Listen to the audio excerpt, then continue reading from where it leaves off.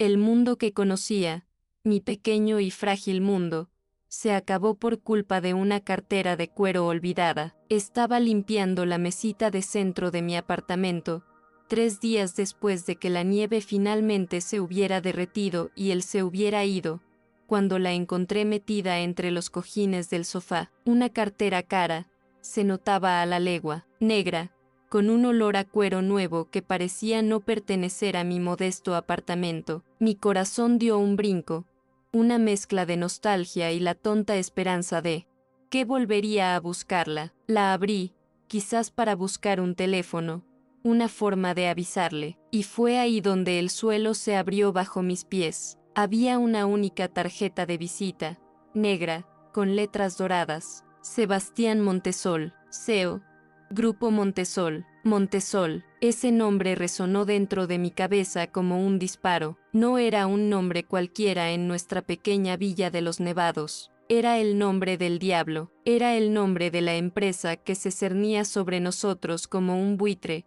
con su proyecto de resort, de lujo que iba a demoler la mitad del pueblo, incluida mi cafetería, el legado de mis padres, lo único que tenía en el mundo. Sentí que me faltaba el aire, mis piernas flaquearon y me apoyé en la pared para no caer. El hombre que acogí, el hombre que acunó mi corazón herido, el padre desesperado cuyo hijo durmió en mi regazo durante 3 noches seguidas. Era él, el enemigo, y yo, como una idiota, me enamoré de él. Todo había comenzado en la víspera de Navidad, la más gris y fría que podía recordar. Villa de los Nevados ya es un lugar donde el frío muerde los huesos, pero esa tarde, el cielo parecía haberse desplomado sobre nosotros en forma de una violenta nevada. El viento aullaba como un animal herido, y los copos de nieve, que al principio parecían una danza delicada, ahora caían con una furia que cubría las calles y las ventanas a una velocidad aterradora. Estaba en mi cafetería, el rincón de los abuelos, sintiendo el peso de la soledad y de las cuentas que se acumulaban. La Navidad, que debería ser una época de alegría, para mí era solo un recordatorio de cuánto estaba luchando por no hundirme. La cafetería lo era todo para mí. La heredé de mis padres después de que se fueran, y cada rincón de ese lugar guardaba un recuerdo. El mostrador de madera oscura, gastado por el tiempo y por las manos de mi padre, el olor a granos de café mezclado con canela y pan de queso, la receta secreta de mi madre, las fotos en blanco y negro en las paredes, mostrando la evolución de nuestra familia y de nuestro pueblo. Pero sobre todo eso, se cernía una sombra. La notificación de expropiación del Grupo Montesol estaba guardada en un cajón, una sentencia de muerte para mi sustento y para el corazón de nuestra comunidad. Con cada cliente que entraba, me preguntaba si sería la última vez que lo vería allí. Esa tarde, el movimiento era casi nulo. Solo quedaban algunos vecinos locales, terminando sus cafés antes de encerrarse en casa para esperar a que pasara la tormenta. Estaba limpiando las mesas, con el corazón encogido, pensando en cómo pasaría otra Nochebuena sola en el pequeño apartamento de encima de la tienda. La tristeza era una compañera constante, pero ese día parecía más pesada. Fue cuando oí el sonido de un coche derrapando, seguido de un golpe sordo. Corrí hacia la ventana, limpiando el cristal empañado con la manga de mi suéter, y lo vi. Un coche de lujo, negro e imponente, estaba atascado en la nieve que ya cubría la mitad de la calle. La puerta del conductor se abrió y salió un hombre, la desesperación estampada en su rostro. Era alto, llevaba un abrigo caro que ya se estaba poniendo blanco de nieve, y su pelo oscuro era un desastre. Pero lo que me llamó la atención no fue él, fue lo que sacó del asiento trasero. Un bebé que lloraba de una forma que partía el alma, un llanto agudo,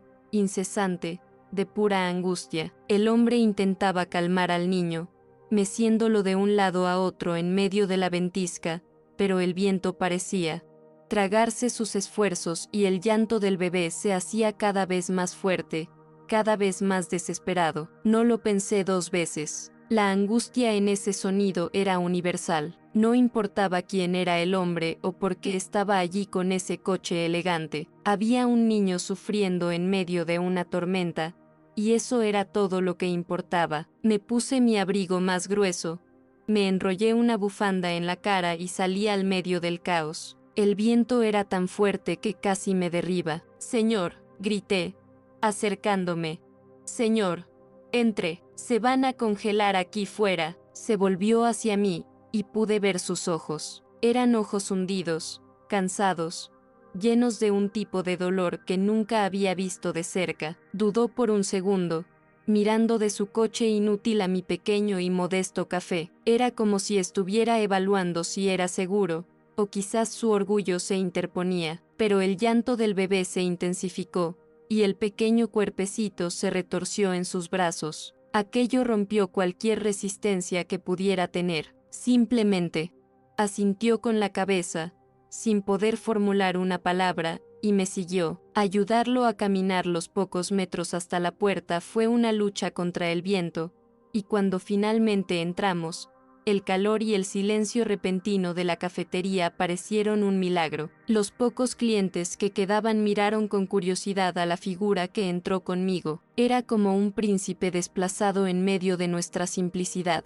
Se quitó el abrigo empapado, revelando ropa de marca que valía más que mis ingresos de un mes entero, pero nada de eso importaba, porque el bebé en sus brazos no paraba de llorar, un llanto que llenaba el ambiente, un sonido de puro malestar. El hombre, a quien más tarde conocería solo como Sebastián, parecía estar al límite de sus fuerzas, el rostro pálido, los hombros caídos bajo el peso de esa pequeña criatura llorosa. ¿Tiene hambre? ¿Frío? ¿El pañal?, pregunté, acercándome despacio, como quien se acerca a un animal asustado. No lo sé, respondió, la voz ronca, casi un susurro. ¿Ya? Lo he intentado todo. No para, desde que salimos de Bogotá. No para de llorar. Había una impotencia tan genuina en su voz, una vulnerabilidad tan cruda, que se me encogió el corazón. Toda la imagen de hombre rico y poderoso se deshizo, quedando solo un padre en pánico, completamente perdido y solo en medio de una ventisca con su hijo, sin pensar mucho en lo que hacía, simplemente siguiendo un instinto que ni siquiera sabía que tenía. Extendí los brazos. ¿Puedo intentarlo?, pregunté. Suavemente, me miró, una mezcla de sorpresa y desconfianza en sus ojos cansados. Creo que estaba tan desesperado que le habría entregado el hijo a cualquiera que le ofreciera un segundo de paz. Asintió, y con un cuidado casi quirúrgico, pasó el pequeño bulto de mantas a mis brazos. Y entonces, ocurrió la magia. En el instante en que el cuerpo del bebé tocó el mío, el llanto se detuvo. No fue una parada gradual, fue instantáneo, como si alguien hubiera pulsado un botón de silencio. El bebé, que se debatía en los brazos de su padre, simplemente se relajó contra mi pecho, soltó un largo suspiro, de esos que vienen después de mucho llanto, y sus pequeños ojitos, aún mojados de lágrimas, se fijaron en los míos. Un silencio profundo y absoluto se apoderó de la cafetería. Todos nosotros, los otros clientes,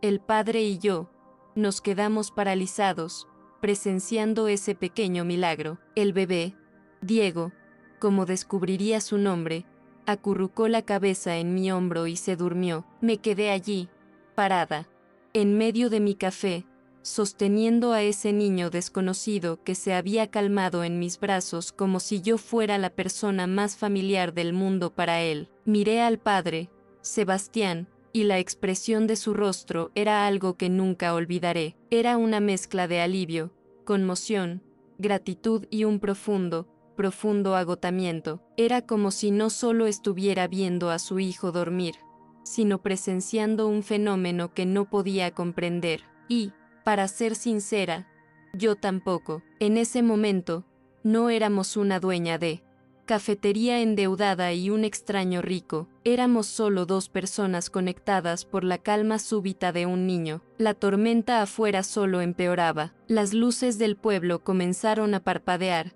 una señal clara de que la electricidad no aguantaría por mucho tiempo. El jefe de policía local, un viejo amigo de mi familia, pasó para avisar que las carreteras de entrada y salida de Villa de los Nevados estaban completamente bloqueadas. Nadie entraba y nadie salía por, al menos, un par de días. El pánico en los ojos de Sebastián volvió con toda su fuerza. Estaba atrapado en mi pequeño pueblo, con su hijo, dependiendo de la amabilidad de extraños. Y yo sabía que no podía simplemente enviarlo de vuelta a la ventisca. Puedes quedarte aquí, dije, y las palabras salieron antes de que pudiera pensar en las implicaciones. Vivo en el piso de arriba, no es mucho, pero es cálido y seguro, al menos hasta que pase la tormenta. Me miró, la vulnerabilidad luchando con el orgullo en su rostro. Era claramente un hombre acostumbrado a tener el control,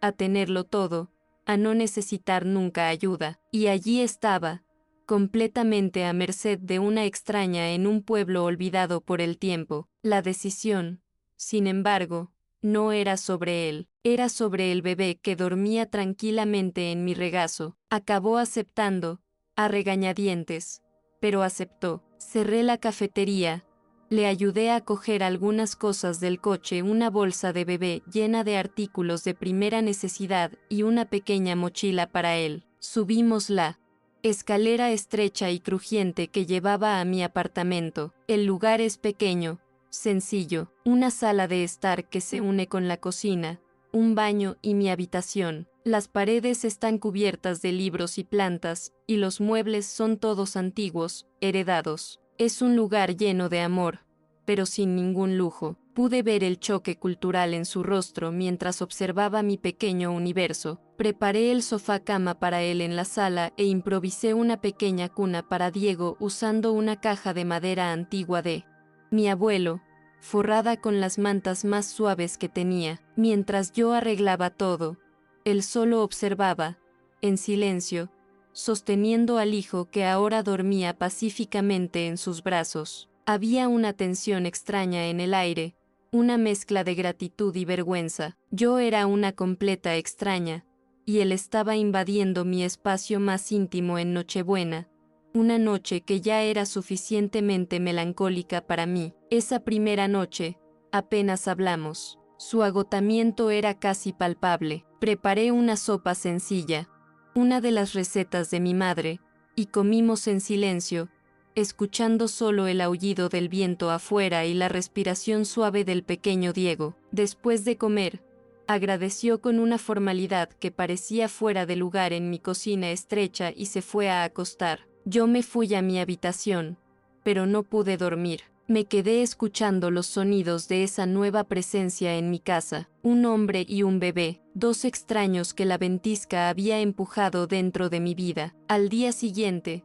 me desperté con un silencio inusual, no el silencio de la soledad, sino un silencio tranquilo. Fui a la sala de puntillas y lo vi. Sebastián estaba sentado en el suelo al lado de la cuna improvisada, simplemente observando a su hijo dormir. La pálida luz de la mañana de Navidad, filtrada por la nieve en la ventana, iluminaba su rostro. Sin la máscara de pánico y agotamiento de la noche anterior, pude ver los detalles. Era más joven de lo que pensaba, quizás de mi edad, y había una tristeza en sus ojos, una melancolía tan profunda que parecía antigua, como si llevara el peso del mundo sobre sus hombros. «Buenos días», susurré para no despertar al bebé. Se asustó, como si estuviera tan inmerso en sus pensamientos que no me oyó llegar. «Buenos días» y «Feliz Navidad». La formalidad todavía estaba allí. Preparé un café, nuestro mejor café, el especial de la casa. Le di una taza y nos sentamos, cada uno en un extremo del sofá, manteniendo una distancia segura. «Gracias por todo», dijo, mirando la taza como si fuera la cosa más interesante del mundo. No sé qué habría hecho. Su gratitud era sincera, pero había una barrera invisible entre nosotros, un muro que él mantenía firmemente levantado. Fue Diego quien rompió el hielo, como solo un bebé puede hacerlo. Se despertó, no llorando, sino haciendo pequeños ruidos, estirando sus bracitos. Sebastián fue a cogerlo, pero en cuanto el niño me vio, sus bracitos se estiraron en mi dirección. El padre dudó, visiblemente sorprendido y quizás un poco herido. «Creo que le gustas», dijo, con una sonrisa débil, casi imperceptible. Me entregó al bebé, y de nuevo, esa sensación de paz instantánea. Diego se acurrucó en mí como si ese fuera su lugar, y pasar ese día de Navidad con ese bebé en brazos empezó a llenar un vacío en mí que ni siquiera sabía que era tan grande. Pasamos el día de Navidad de esa manera, atrapados por la nieve, en un universo que parecía solo nuestro. Él, a quien todavía conocía solo como Sebastián, comenzó a relajarse. Poco a poco, la muralla que había construido a su alrededor empezó a mostrar algunas grietas. Hablamos de cosas banales, del tiempo, de la nieve que no paraba de caer. Me preguntó sobre la cafetería, y le conté la historia de mis padres, de mi sueño de mantener el lugar vivo. Escuchaba con una atención que me dejaba cohibida, como si cada palabra mía fuera importante. Tenía ese poder de hacerte sentir el centro del universo cuando se centraba en ti. Él también habló un poco, con frases cortas y cuidadosas. Dijo que era viudo, que su esposa, Elena, había fallecido hacía 8 meses. No entró en detalles, pero la forma en que el nombre de ella salía de sus labios era pesada, cargada de un dolor y una culpa que ni siquiera intentaba disimular. Contó que Elena amaba las montañas, que su sueño era tener un lugar para escapar de la gran ciudad. En ese momento, al oír aquello, sentí una punzada de empatía. No tenía ni idea de que el lugar para escapar de sus sueños era la pesadilla que me estaba quitando el sueño. El segundo día fue cuando nuestra dinámica empezó a cambiar de verdad. La formalidad dio paso a una especie de rutina doméstica improvisada. Le enseñé algunos trucos para calmar a Diego, como la forma correcta de mecerlo y una canción de cuna que mi madre me cantaba. Era un alumno aplicado, pero torpe, y sus intentos frustrados de cambiar un pañal nos sacaron nuestras primeras risas juntos. Una risa genuina, que nos pilló a los dos por sorpresa y rompió un poco la melancolía que se cernía sobre nosotros. Ver a ese hombre, que parecía salido de la portada de una revista, totalmente torpe con un bebé, lo hizo increíblemente humano. Esa tarde, insistió en cocinar, como una forma de agradecimiento. Fue un desastre cómico. Él, claramente un hombre que no frecuentaba una cocina, intentó hacer pasta y casi prende fuego a un paño de cocina. Me reí tanto que me dolió el estómago. Al final, tomé el control e hicimos el almuerzo juntos, chocando el uno con el otro. En mi minúscula cocina, había una ligereza en el aire que no sentía desde hacía años. Por unos instantes, me olvidé de las deudas, de la notificación de desalojo, de la soledad. Me sentí parte de algo, una pequeña y extraña familia de 3, formada por una nevada. Fue en la noche del segundo día cuando le mostré los libros de contabilidad de la cafetería. Estaba en la mesa de la cocina, con la cabeza entre las manos, mirando ese montón de papeles y sintiendo que la desesperación volvía. Se acercó en silencio y simplemente preguntó, ¿problemas? Me dio vergüenza admitir mi situación a un extraño, pero la frustración era mayor. Le expliqué por encima hablando de la caída del movimiento, de los altos costes, de la dificultad para competir. Solo no mencioné que la mayor amenaza para mi negocio dormía en el sofá de mi sala. Él, con una delicadeza que me sorprendió, pidió verlos. No soy un experto en cafés, dijo con una media sonrisa, pero se me dan bien los números. Déjame intentar ayudar. Considéralo el pago por el alojamiento. Dudé, pero acabé cediendo. Le entregué mi vida en forma de hojas de cálculo y cuadernos viejos, y lo que sucedió a continuación me dejó con la boca abierta. No solo miró los números, los devoró. En menos de una hora, cogió un lápiz y comenzó a rediseñar todo mi flujo de caja en el reverso de una factura. Hablaba con una pasión y una claridad que eran hipnóticas. Señaló dónde se estaba escapando mi dinero, sugirió nuevos proveedores. Diseñó un pequeño plan de marketing centrado en turistas para la temporada alta, habló de crear una presencia online. No era el consejo genérico que se encuentra en Internet, era un análisis profundo, brillante y hecho a medida para mi pequeño negocio. Vio un potencial en mi cafetería que ni yo misma veía ya, enterrada por las preocupaciones. Estaba maravillada. ¿Quién era ese hombre? Mientras hablaba, gesticulando con el lápiz, no podía dejar de mirarlo. La luz amarilla de la cocina suavizaba los rasgos de su rostro y la intensidad en sus ojos era cautivadora. No lo estaba haciendo por pena, estaba genuinamente implicado, entusiasmado con la posibilidad de resolver ese rompecabezas. En ese momento, no vi a un extraño, vi a un hombre increíblemente inteligente, generoso y, de alguna manera, protector. Un sentimiento peligroso comenzó a brotar en mi pecho,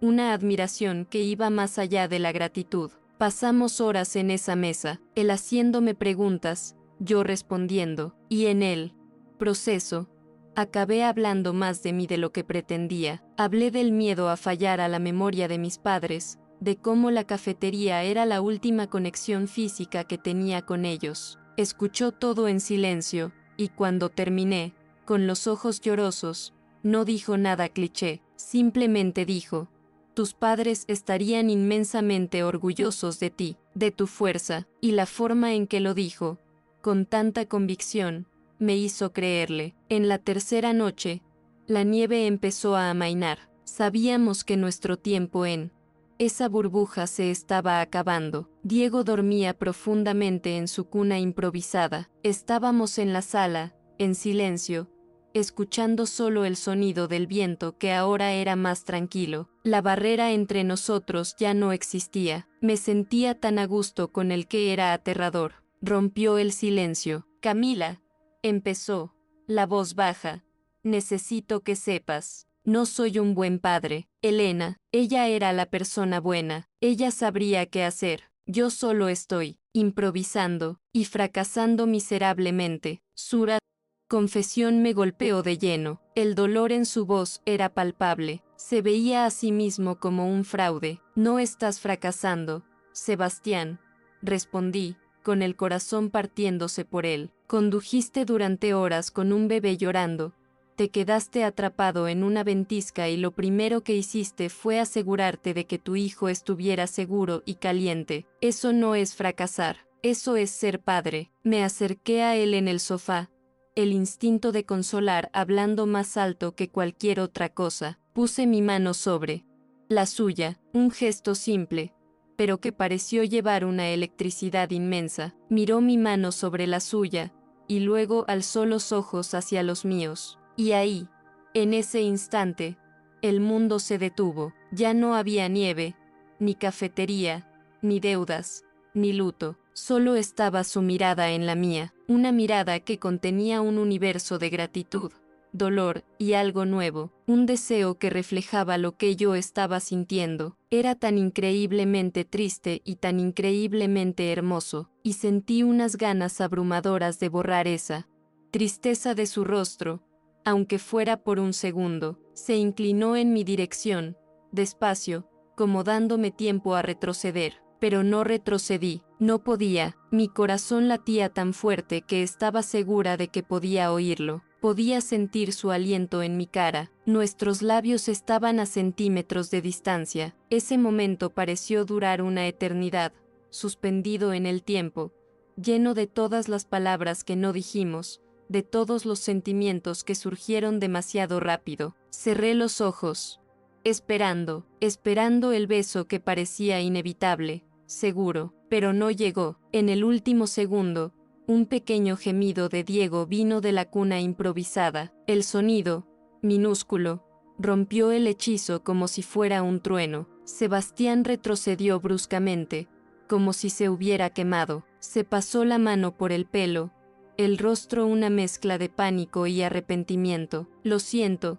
tartamudeó, sin poder mirarme a los ojos. No debería, no puedo. Se levantó y se fue hacia su hijo, usando al bebé como un escudo, como una excusa para huir de ese momento. El rechazo dolió, pero lo que dolió más fue la confusión. ¿Qué acababa de pasar? La conexión era real.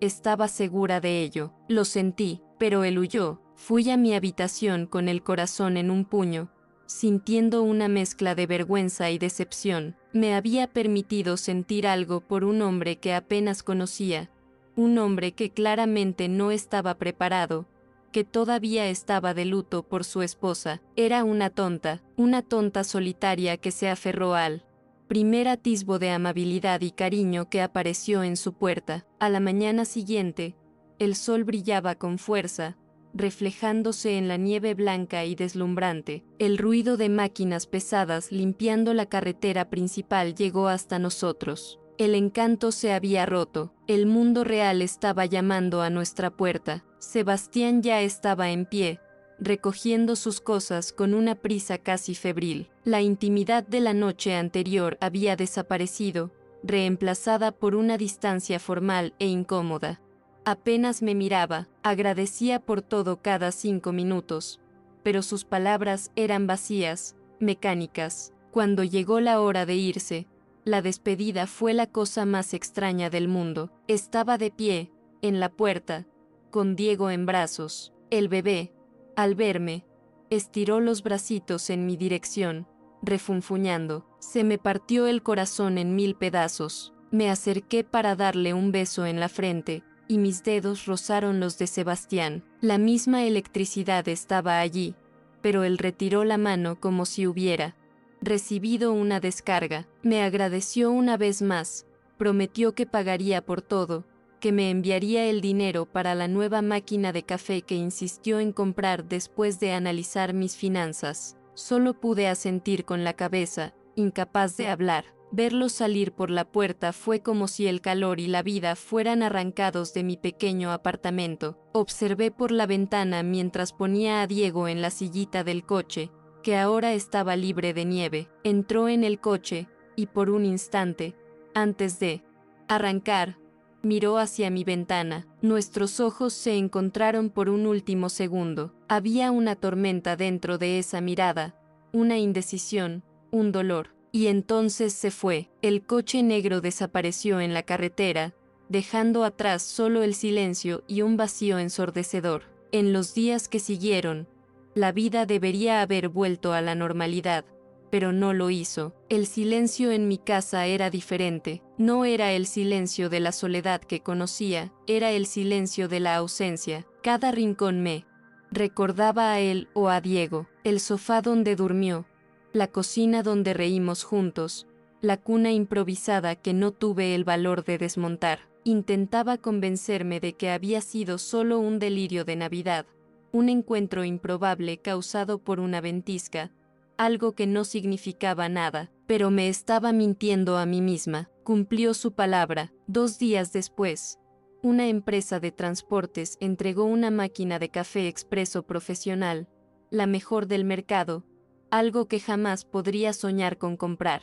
Junto con ella, un sobre. Dentro, no había dinero, sino un cheque bancario por un valor tan alto que pensé que era un error de imprenta. Era suficiente para pagar todas mis deudas y reformar la cafetería entera. No había nota, ningún nombre, solo el cheque frío e impersonal. Aquello me dolió más que si no hubiera enviado nada. Parecía que estaba intentando borrar con dinero la intimidad que compartimos. Y fue en ese estado de confusión y corazón roto que encontré su cartera, 3 días después de su partida, la tonta esperanza de que volvería, el descubrimiento de la tarjeta de visita, Sebastián Montesol, CEO del grupo Montesol, el nombre que era sinónimo de mi ruina, y de repente, todo cobró sentido de una manera horrible. La generosidad, los consejos de negocio, el dinero, no era bondad, era culpa, caridad, o peor, una estrategia. ¿Estaba ayudando a la pobrecita cuya vida estaba a punto de destruir? Ese pensamiento me llenó de una rabia y una humillación tan profundas que sentí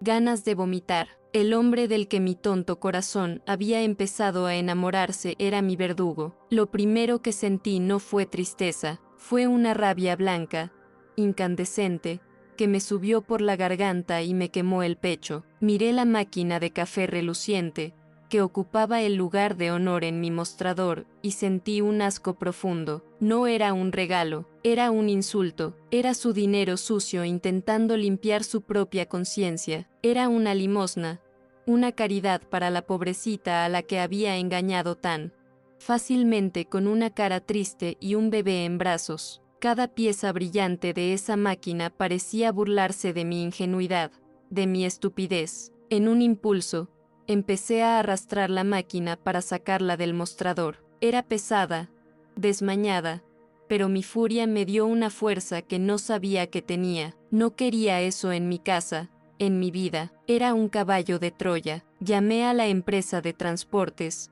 con la voz temblando de rabia, y exigí que vinieran a buscar el paquete enviado por error. Después, cogí el cheque que podría resolver todos mis problemas financieros. Miré los ceros, el nombre del banco, la firma ilegible. Cogí unas tijeras y corté ese papel en decenas de pedacitos minúsculos. La sensación fue liberadora. Podía ser pobre, pero no estaba en venta. Pasé los días siguientes alimentando mi odio. Era más fácil que lidiar con el dolor del corazón roto. El dolor me convertía en una víctima, pero la rabia me daba un propósito. Me sumergí de cabeza en la lucha de nuestra comunidad contra el grupo Montesol. Fui a todas las reuniones en el ayuntamiento, cogí el micrófono y hablé con una pasión que sorprendió a todos, incluida a mí. Conté la historia de mi cafetería, de mis padres, de lo que ese lugar significaba. No conté mi historia con él,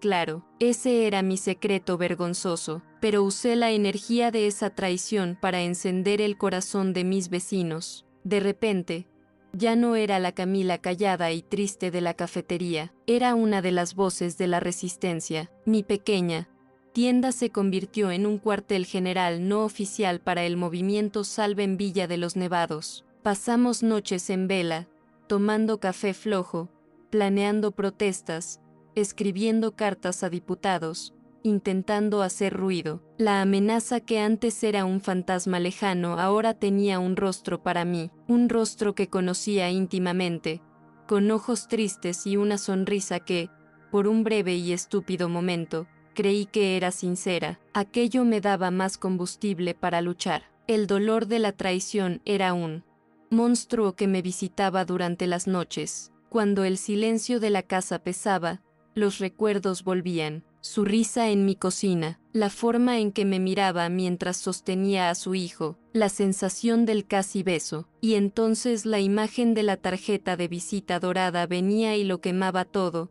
convirtiendo el dulce recuerdo en veneno. ¿Cómo pude ser tan ciega? ¿Cómo no sexta la verdad detrás de esos ojos? Me había estudiado, analizado mis debilidades, visto mi soledad y mi desesperación, y quizás, solo, quizás, se había divertido con el juego. En una noche de insomnio, hice lo que venía evitando. Busqué el nombre Sebastián Montesol en internet. Los resultados inundaron la pantalla y se me revolvió el estómago. Decenas de fotos suyas en eventos de gala, vistiendo smokines impecables, al lado de políticos y celebridades. No sonreía en ninguna de ellas. Tenía siempre la misma expresión seria, distante, poderosa. Ese era el verdadero Sebastián, el CEO implacable, el hombre de mi cocina, con suéter y pelo desordenado.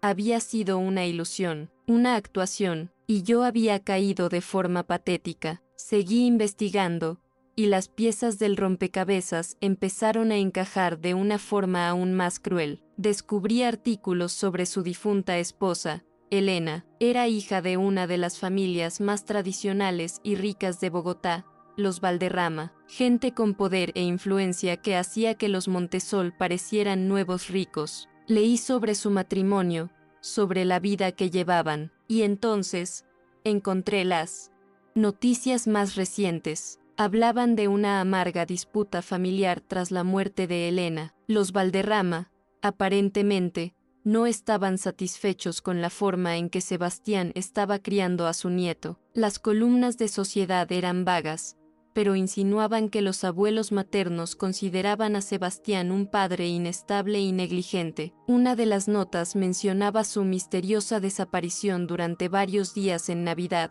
lo que lo habría convertido en un blanco fácil para los abogados de la familia Valderrama. Sentí un escalofrío. El tiempo que pasó conmigo, en mi casa, siendo cuidado por mí, estaba siendo usado en su contra. La ironía era tan perversa que tuve que reír, una risa seca y sin humor. Su mundo era un nido de víboras, y yo, sin saberlo, había formado parte del juego. Las semanas fueron pasando. En Villa de los Nevados, la tensión aumentaba. Los tractores e ingenieros del grupo Montesol comenzaron a aparecer por los alrededores del pueblo, haciendo mediciones, marcando el terreno. Cada chaleco naranja con el logo de la empresa era como una bofetada en mi cara. Protestamos, hicimos barreras humanas, pero éramos un pequeño pueblo luchando contra un gigante. La sensación de derrota comenzaba a infiltrarse en nuestro optimismo, y en mí, la rabia comenzaba a dar paso a un cansancio profundo, a una tristeza resignada, hasta que, en una noche lluviosa de febrero, sonó mi teléfono. Era un número desconocido, de Bogotá. Contesté con vacilación, pensando que podría ser algún periodista queriendo una declaración sobre las protestas, pero la voz al otro lado de la línea no era de un periodista, era una voz de mujer, fría, cortante, con un tono de superioridad que podía sentir a través del aparato, una voz acostumbrada a dar órdenes, no a pedirlas. ¿Hablo con Camila Torres?, preguntó la voz, sin ninguna cordialidad. Sí, soy yo. ¿Quién es?, respondí, ya a la defensiva. Hubo una pausa, como si la persona estuviera tomando valor para decir algo que la humillaba. Mi nombre es Beatriz Valderrama, soy la abuela de Diego. Mi corazón se detuvo. Valderrama, la abuela. Sentí que la sangre se me helaba en las venas. ¿Qué podía querer esa mujer de mí? Mi mente se disparó, pensando que era alguna amenaza, alguna orden para que dejara las protestas. Me quedé en silencio, esperando el ataque, pero lo que vino a continuación me desarmó por completo. No sé qué le hizo a mi nieto, comenzó, la voz todavía dura, pero con una fina capa de algo que parecía desesperación, pero desde que volvió de ese lugar, no es el mismo. Diego no come, Camila, llora todo el tiempo, ha perdido peso, ya lo hemos llevado a los mejores pediatras, a los mejores especialistas. Nadie sabe qué tiene, simplemente, se está consumiendo. Cada palabra era una puñalada en mi pecho. Podía imaginar al pequeño Diego, su cuerpecito frágil, sufriendo. Seguí en silencio, intentando procesar la información. Beatriz continuó, la voz ahora claramente embargada, la fachada de frialdad rompiéndose. Una de las niñeras oyó a Sebastián comentar, una vez, que Diego solo dejó de llorar cuando estaba con usted, que durmió en sus brazos durante 3 días. Lo llamó un milagro. Yo no creo en los milagros, señora Torres, pero creo en lo que estoy viendo, y estoy viendo a mi nieto desaparecer delante de mí. El ruego en su voz era innegable, y mi odio por esa familia comenzó a ser corroído por una preocupación abrumadora. ¿Qué quiere de mí?, conseguí preguntar.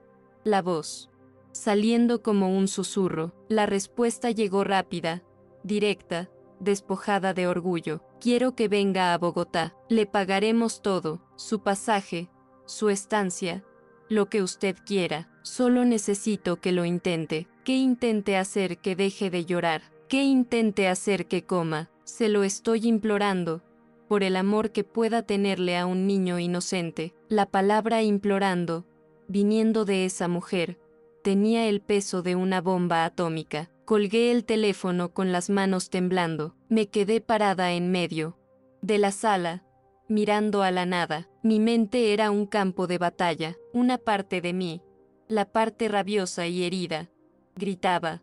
No, era su familia, el enemigo. Ayudarlos sería una traición a mí misma, a mi pueblo, a la memoria de mis padres. Me usaron, me engañaron, y ahora, cuando la situación se complicó, se acordaban de la mujer de la montaña. Debería dejarlos ahogarse en sus propios problemas. Pero la otra parte de mí, esa otra parte solo podía ver el rostro de Diego, podía sentir el peso de su cuerpecito caliente contra mi pecho, la forma en que su respiración se calmaba al oír mi voz. Era solo un bebé inocente, atrapado en medio de la guerra de los adultos, del luto de su padre, de la ambición de sus abuelos. Él no tenía la culpa de nada, no tenía la culpa de ser un Montesol o un Valderrama, era simplemente Diego, y estaba sufriendo. La imagen suya, pequeño e indefenso, llorando sin parar, negándose a comer, me atormentaba. Ese llanto que yo había logrado detener con un simple abrazo, lo que fuera que nos conectó esa noche de Navidad, era real, no era una invención de mi cabeza solitaria. El bebé también lo sintió, y ahora necesitaba eso de nuevo, me necesitaba a mí. ¿Y cómo podía negarle ayuda a un niño enfermo? Por mucho que odiara a su padre, la lucha interna duró toda la noche. Caminaba de un lado a otro en mi pequeño apartamento, sopesando mi orgullo herido contra la vida de un niño. Pensé en todo, en la traición, en la humillación, en la demolición inminente de mi casa, y luego pensé en el olor a bebé de Diego, en su sonrisa somnolienta, en la paz que sentí al tenerlo en mis brazos. Era una elección imposible. Ayudarlo significaba enfrentarme a Sebastián de nuevo, significaba entrar en la guarida del león, en el mundo que quería destruirme, pero en el fondo, sabía que no era una elección, no para mí. Mi compasión, la misma que me hizo abrir la puerta en medio de la ventisca, no me dejaría darle la espalda. El amor que sentí por ese bebé, por muy breve e inesperado que fuera, era más fuerte que el odio que sentía por su padre, era más fuerte que mi rabia, que mi orgullo, que mi miedo. Aquel amor era la única cosa pura y verdadera en medio de todo aquel desastre. Al amanecer, agotada y con los ojos rojos de tanto pensar, cogí el teléfono. Encontré el número de Beatriz Valderrama en el identificador de llamadas. Mi dedo se detuvo sobre el botón de llamar durante un largo minuto. Respiré hondo, tragándome todo mi dolor y toda mi rabia. Lo haría, no por Sebastián, no por la abuela rica y desesperada, lo haría por Diego. Marqué el número. Aló, doña Beatriz, soy Camila, voy a... El viaje a Bogotá fue como cruzar un portal a otro universo, dejar Villa de los Nevados, con sus montañas familiares y su silencio cubierto de nieve, ya fue un golpe. El autobús bajando la sierra parecía arrancarme de todo lo que conocía. Luego vino el avión. Nunca había volado en mi vida. La sensación de estar suspendida entre el cielo y la tierra, viendo el mundo allá abajo hacerse pequeño, era aterradora y, de alguna manera, resumía cómo me sentía, pequeña, insignificante, yendo hacia algo mucho más grande y peligroso que yo. Del aeropuerto, un conductor me esperaba, sosteniendo un cartel con mi nombre, un hombre de uniforme, que no sonrió, simplemente cogió mi modesta maleta y me guió hasta un coche negro y reluciente. El trayecto hasta la casa de los Valderrama fue un tour silencioso por la opulencia. Pasamos por barrios donde los muros eran más altos que las casas de mi pueblo, con cercas eléctricas y cámaras de seguridad por todas partes. Era un mundo construido para mantener a gente como yo fuera, y ahí estaba yo, siendo llevada a su corazón. La mansión era aún más intimidante de lo que podría haber imaginado. No era una casa, era un monumento, blanca, con columnas griegas y un jardín tan perfectamente cuidado que parecía de plástico. Cuando las puertas macizas se abrieron, sentí como si estuviera entrando en un museo. El suelo era de mármol frío y brillante, las paredes eran altas, decoradas con cuadros enormes y arte abstracto que no me decía nada. El silencio era pesado, roto solo por el eco de mis propios pasos. No había olor a café, ni a comida, ni a vida. Olía a abrillantador de muebles y a dinero. Beatriz Valderrama me recibió en el vestíbulo. Era exactamente como la imaginé por su voz. Alta, delgada, vestida con un traje de lino impecablemente blanco, con el pelo canoso recogido en un moño perfecto. Su sonrisa no llegaba a sus ojos. Eran ojos de un azul helado, que me midieron de arriba a abajo en un segundo, registrando mis botas gastadas, mi abrigo sencillo, mi ansiedad. Señora Torres, dijo, con voz controlada, le agradezco que haya venido. La niñera la llevará a su habitación. Después, irá a ver a mi nieto. No era una invitación, era una orden de operaciones. Mientras seguía a la niñera por un pasillo interminable, una puerta se abrió y él apareció. Sebastián, mi corazón dio un salto. Doloroso dentro de mi pecho, se detuvo, estático, al verme. El shock en su rostro era genuino. Quedó claro que Beatriz no le había avisado de que yo venía. Parecía, peor, más delgado, más pálido, con ojeras profundas que no estaban allí en mi casa. No era el CEO de las fotos, ni el padre desesperado de la ventisca. Era un fantasma, rondando los pasillos de esa casa fría. Camila, susurró, el nombre saliendo con dificultad. ¿Qué estás haciendo aquí? Su pregunta, llena de una confusión genuina, solo aumentó mi propia sensación de desubicación. Antes de que pudiera responder, Beatriz intervino, la voz afilada. Yo la llamé Sebastián, porque, a diferencia de ti, estoy dispuesta a hacer cualquier cosa para salvar a Diego. Ahora, si nos disculpas, hizo un gesto para que la niñera siguiera guiándome, dejando a Sebastián parado en el pasillo, el rostro una máscara de humillación y dolor. La habitación de Diego era del tamaño de mi apartamento entero, muebles de diseño, juguetes carísimos que parecían no haber sido tocados nunca, un techo pintado como un cielo estrellado, pero todo allí parecía triste, sin vida, y en medio de todo, en una cuna que parecía un trono, estaba él. Se me encogió el corazón al verlo. Estaba pálido, los bracitos delgados, los ojos hundidos y sin brillo. No lloraba, solo emitía un gemido bajo y constante, un sonido de puro sufrimiento que era 1000 veces peor que el llanto fuerte. La niñera y Beatriz se quedaron atrás, observándome como si fuera una científica a punto de realizar un experimento. Me acerqué a la cuna despacio. Hola, mi ángel, susurré. ¿Te acuerdas de mí? Los gemidos continuaron. Extendí la mano y pedí.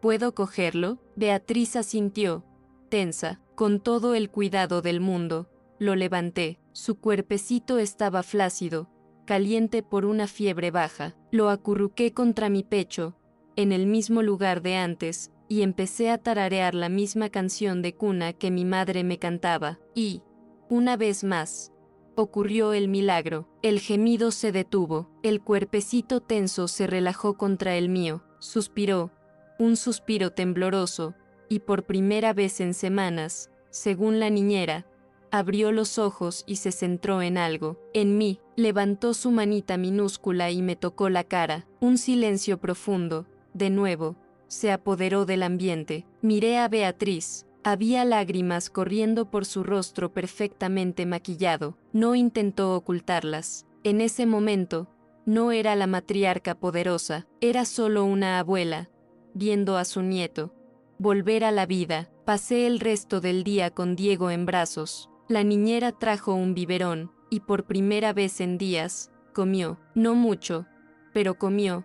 Mientras estaba en mi regazo, me sentí como una especie de amuleto humano, una anomalía en ese mundo de riqueza y tristeza. Sebastián no apareció más. Me enteré de que él y Beatriz tuvieron una pelea fuerte después de que llegué. La tensión en esa casa era tan densa que se podía cortar con un cuchillo. Yo solo quería cuidar del bebé y volver a mi mundo.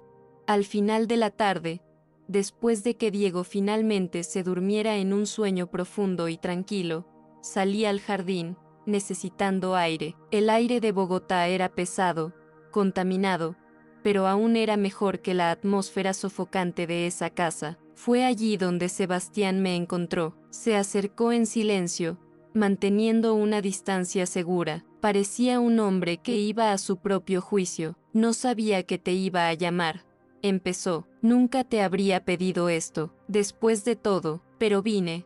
Corté la voz más firme de lo que esperaba. No por ti, ni por ella. Vine por él. Estaba sufriendo. Ahora, si me disculpas, me gustaría estar sola. Me di la vuelta para irme, pero su voz me detuvo. Camila, por favor, espera. Había una desesperación en su voz que me hizo detenerme. Te mereces una explicación. Te mereces la verdad. Toda ella. Me volví para mirarlo, el corazón latiendo con fuerza, una mezcla de rabia y una curiosidad que no podía reprimir. Respiró hondo, como si se estuviera preparando para una inmersión en aguas profundas. El resort, el proyecto en Villa de los Nevados, no fue idea mía. Esa frase me pilló por sorpresa. ¿Cómo que no? El grupo Montesol. Empecé, pero me interrumpió. Fue de Elena, fue su último deseo. Sentí que el suelo se tambaleaba bajo mis pies una vez más. Aquello no tenía ningún sentido. ¿Cómo podía el último deseo de alguien ser la destrucción de las casas de otras personas? Continuó,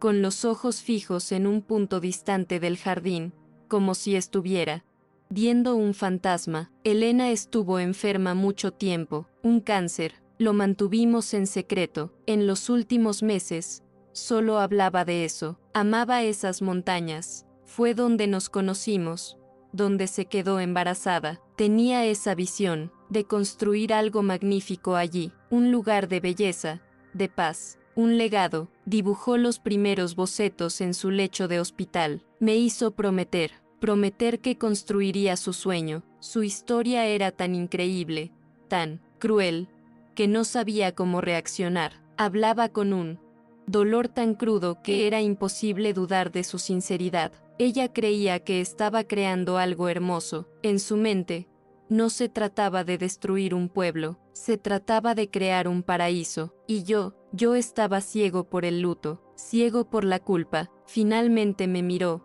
y sus ojos estaban llenos de lágrimas. Me siento culpable por su muerte, Camila. Creo que si hubiera hecho algo diferente, si hubiera sido mejor, ella todavía estaría aquí. Esa promesa, continuó, con la voz entrecortada, se convirtió en mi penitencia, lo único que me mantenía en pie. Me sumergí en el trabajo, en el proyecto, sin mirar a los lados, sin pensar en las consecuencias. Si construía su sueño, quizás podría perdonarme, quizás ella, desde donde quiera que esté, podría perdonarme. No estaba pensando en ti, ni en tu pueblo, no estaba pensando en nadie, solo estaba intentando sobrevivir a mi dolor. Me quedé allí, en silencio, intentando absorber todo aquello, el hombre que odiaba, el monstruo corporativo, mi verdugo. No era nada de eso, era solo un hombre destrozado,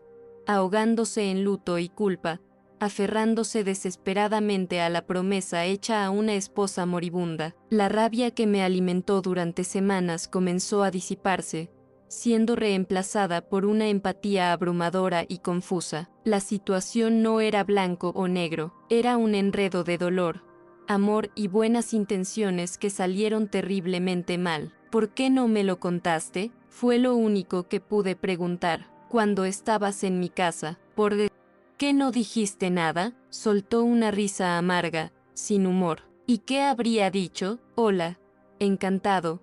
Me llamo Sebastián, el hombre que va a demoler tu casa.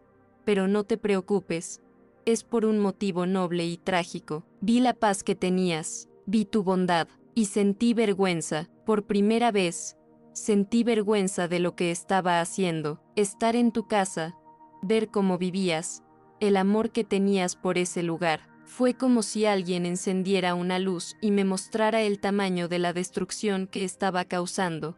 Uy, Camila, admitió, la voz baja. Huí de ti porque me hiciste sentir. Tú y Diego me sacaron del letargo, y no lo soporté. Era más fácil volver a ser el CEO frío, el viudo en luto, que enfrentarme a la verdad de que, para cumplir la promesa que le hice a la mujer que amaba, tendría que destruir la vida de la única persona que me había mostrado algo de humanidad en meses. Sus palabras flotaban en el aire frío de Bogotá, una confesión que lo cambiaba absolutamente todo. No lo perdoné en ese momento. El daño todavía era real. Mi pueblo todavía estaba bajo amenaza, pero el odio se fue. En su lugar, quedó una tristeza inmensa, una tristeza por él, por Elena, por mí, por la situación imposible en la que estábamos todos atrapados. Él no era un villano, y yo no era solo una víctima. Éramos dos personas heridas, en lados opuestos de una promesa hecha por una mujer que ya estaba muerta, y en medio de todo, un bebé inocente, cuyo bienestar ahora dependía de nosotros dos. La confesión de Sebastián no borró el mal que su proyecto causaría, pero cambió la naturaleza de la herida. Lo que antes era una traición calculada ahora se revelaba como una tragedia, un acto de desesperación de un hombre en luto. Ya no podía odiarlo. En cambio, una compasión profunda y dolorosa se apoderó de mí. Estábamos ambos atrapados en la telaraña de una promesa que no era nuestra, sufriendo las consecuencias de las mejores y peores intenciones de otra persona. Nuestra guerra particular había terminado, pero la guerra por mi pueblo continuaba. En los días siguientes, una tregua frágil se estableció en la mansión Valderrama. La presencia de Diego era nuestro punto de convergencia. Lo cuidábamos juntos, en una rutina silenciosa y colaborativa. Yo le daba de comer, Sebastián cambiaba los pañales, yo le cantaba para dormir, Sebastián lo vigilaba durante horas, con una expresión de adoración y miedo. En esos momentos, las barreras caían. Conversábamos en susurros para no despertar. Al bebé, me contó más sobre Elena, sobre su amor, y yo hablé más sobre mis padres, sobre mi soledad. Estábamos reconstruyendo nuestra conexión, ladrillo por ladrillo, sobre una base de verdad dolorosa. La abuela, Beatriz, nos observaba a distancia. Su frialdad había disminuido, reemplazada por una gratitud reacia. Veía a su nieto mejorar cada día. Diego ya sonreía, balbuceaba, y su apetito había vuelto con toda su fuerza, siempre y cuando fuera yo quien le diera el biberón. Me había convertido en una pieza indispensable en la dinámica de esa familia rota, y eso me daba una pequeña, pero significativa, dosis de poder. Ya no era la forastera, la intrusa, era la única que podía traer paz a esa casa. Fue en una de esas noches, mientras miraba a Diego dormir tranquilamente, que surgió la idea, una chispa en medio de la confusión. Elena quería construir algo hermoso en las montañas, un legado. Sebastián, por culpa, tradujo eso en un resort de lujo frío y exclusivo, el tipo de cosa que gente como ellos entendía como hermoso. Pero, ¿y si la belleza que Elena realmente quería era otra? La belleza de la naturaleza preservada, de la comunidad unida, de la vida simple que quizás había perdido por el camino. Al día siguiente, le pedí a Sebastián que me mostrara los bocetos de Elena. Dudó, pero acabó llevándome a su despacho, una habitación oscura y opresiva. Sobre la mesa estaban los dibujos. Eran delicados, casi infantiles. Mostraban un gran edificio de cristal, sí, pero a su alrededor había senderos, jardines, espacios abiertos. Su enfoque parecía ser el paisaje, no el hormigón. Quería que la gente sintiera la paz que ella sentía allí, dijo, con voz baja, y fue ahí donde estuve segura. Lo estás haciendo mal, Sebastián, dije, con una convicción que me sorprendió. Esto de aquí, señalé la maqueta del resort en la esquina de la sala, no es su sueño, es una pesadilla, es ruidoso, es destructivo. Su sueño era crear belleza, no destruir la que ya existe. Hay otra manera, una manera mejor. Me miró, confuso. Cogí un papel y empecé a dibujar. A mi manera, dibujé pequeñas posadas integradas en la naturaleza, senderos ecológicos, un restaurante que usaría productos de los agricultores locales, un centro cultural en mi cafetería. Dibujé un proyecto de ecoturismo. Dibujé un futuro donde Villa de los Nevados no sería destruida, sino fortalecida, donde los turistas vendrían no para aislarse en un hotel de lujo, sino para conectar con nuestra cultura, con nuestra gente, con nuestra naturaleza, un proyecto que generaría ingresos para la comunidad, que preservaría nuestra identidad, un proyecto que, de una forma mucho más profunda y verdadera, honraría el deseo de Elena de crear algo hermoso y duradero en esas montañas, un legado de vida, no de demolición. Mientras hablaba, con la pasión de quien defiende su propia casa, vi algo cambiar en los ojos de Sebastián, una luz de esperanza que no había visto desde nuestra primera noche juntos. La idea,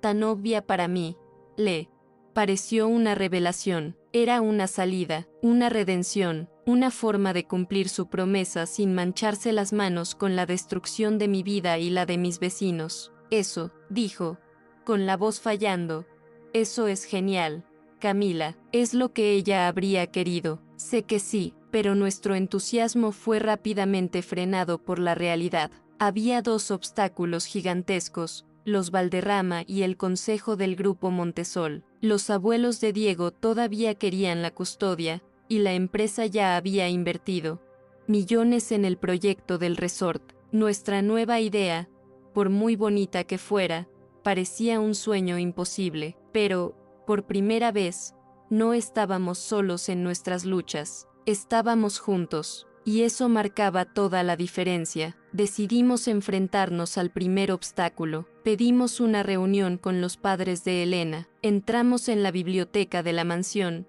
una habitación intimidante con paredes forradas de libros que parecían no haber sido leídos nunca. Beatriz y su marido, un hombre silencioso y de aire severo, nos esperaban. Estaba aterrorizada, pero la mano de Sebastián, sosteniendo la mía por debajo de la mesa, me daba fuerza. Empezó a hablar, y el hombre que habló no era el fantasma que vagaba por la casa, era un padre, fuerte y determinado. Sebastián no pidió disculpas ni se acobardó. Habló de su amor por Elena, de su luto, y admitió su error al seguir ciegamente la promesa, pero afirmó, con una convicción inquebrantable, que su lugar era con su hijo, y que el lugar de Diego era con él. Dijo que entendía el miedo de ellos de perder la última conexión con su hija, pero que alejarlo de su nieto solo causaría más dolor. Y entonces, me dio la palabra, y yo hablé no como una experta, sino como la mujer que vio a ese bebé consumirse y volver a sonreír. Hablé de la conexión inexplicable que tenía con Diego. Dije que lo que necesitaba no era lujo ni una casa fría, sino amor, estabilidad y paz. Y entonces, presenté nuestra nueva idea, el proyecto de ecoturismo. Propuse que el proyecto llevara el nombre de Elena, que un memorial, un hermoso jardín, se creara en su honor, para que los abuelos tuvieran un lugar para visitarla. Propuse que fueran parte de la vida de Diego, no como guardianes, sino como abuelos presentes y amados. Les ofrecimos un puente, no un muro. Hubo un largo silencio después de que terminamos. El abuelo, que no había dicho una palabra, miró a su esposa. Beatriz me miraba, sus ojos azules y fríos analizándome. Vio mi sinceridad, vio la fuerza en Sebastián, y, lo más importante, veía el resultado todos los días, en la risa de su nieto. Mi hija te habría querido, Camila, dijo, sorprendiendo a todos. Nunca te conoció, pero te habría querido, por la forma en que quieres a su hijo. En ese momento, la guerra por la custodia terminó. Ganamos a los aliados más improbables que podríamos haber tenido. Con el asunto familiar resuelto, quedaba la muralla corporativa. El consejo del grupo Montesol estaba formado por hombres mayores, pragmáticos. ¿De qué cambiemos con él? La votación fue reñida, tensa, pero, al final, por un margen mínimo, aprobaron un proyecto piloto. Nuestro sueño había recibido un soplo de vida. Cuando la reunión terminó y los consejeros se fueron, Sebastián y yo nos quedamos solos en esa sala inmensa, con la ciudad de Bogotá a nuestros pies. Nos miramos, una mirada que contenía semanas de lucha, miedo y esperanza, y entonces, hizo lo que debería haber hecho esa noche en mi sofá, cruzó la distancia entre